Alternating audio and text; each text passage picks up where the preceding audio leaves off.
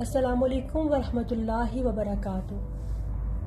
تاریخ کے جھروکوں سے مولانا روم کی بیان کردہ ایک بہت خوبصورت حکایت کے ساتھ آغاز کرتے ہیں کہ جس کا مفہوم یہ ہے: حق تعالیٰ گنہگار بندے کی ندامت سے نکلے ہوئے ایک ایک آنسو کو شہید کے قطرہ خون کے ہم وزن رکھتے ہیں۔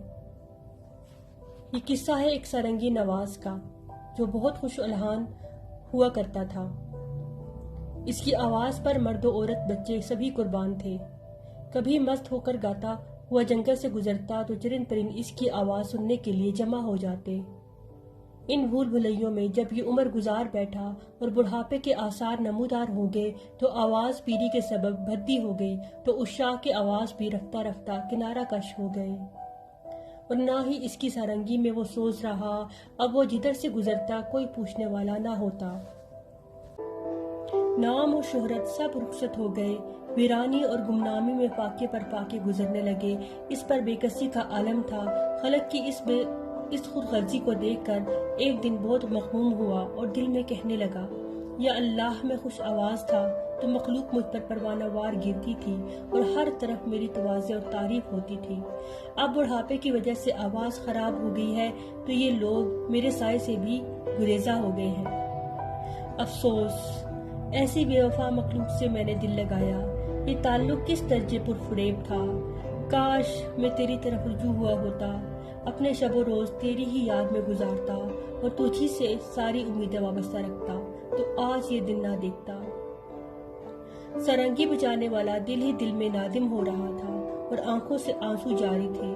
اس نے ایک آہ بھری اور خلق خدا سے منہ موڑ کر دیوانہ وار مدینہ منورہ کے قبرستان کی طرف روانہ ہو گیا اور ایک پرانے غار نما گڑھے میں جا بیٹھا۔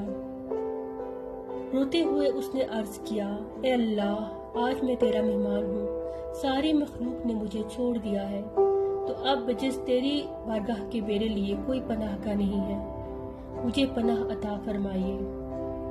اب سوائے آپ کے میرا کوئی آسرا نہیں ہے۔ سارنگی بجانے والا اس طرح آہوزاری میں مشغول تھا اور اس کا دل خون کے آنسو رو رہا تھا۔ بارگاہ الہی میں اس کی یہ ندامت کے آنسو قبول ہو گئے۔ سبحان اللہ۔ حضرت عمر رضی اللہ تعالیٰ عنہ کو الہام ہوا کہ میرا فلاں بندہ جو اپنی خوش آوازی کے سبب زندگی بھر مخلوق میں مقبول اور محبوب رہا اور اب بوجہ پیری آواز خراب ہو جانے سے ساری خلقت نے اسے چھوڑ دیا ہے، اس کی یہ ناکامی میری طرف رجوع کا سبب بن گئی ہے۔ اس کے پاس جا اور اس کی ضرورت کو پورا کرے۔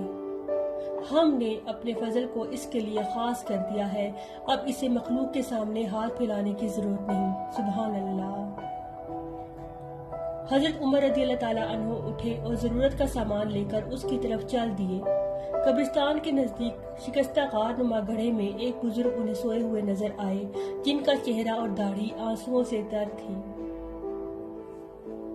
حضرت عمر رضی اللہ تعالیٰ عنہ اس غار کے سامنے کھڑے ہو گئے تاکہ بزرگ بیدار ہوں تو ان سے ملاقات کروں۔ اسی اثنا میں حضرت عمر رضی اللہ تعالیٰ عنہ کو چھینک آ گئی جس سے ان کی آنکھ کھل گئی۔ خلیفۃ المسلمین رضی اللہ تعالیٰ عنہ کو سامنے دیکھ کر حیرت اور خوف سے کانپنے لگے۔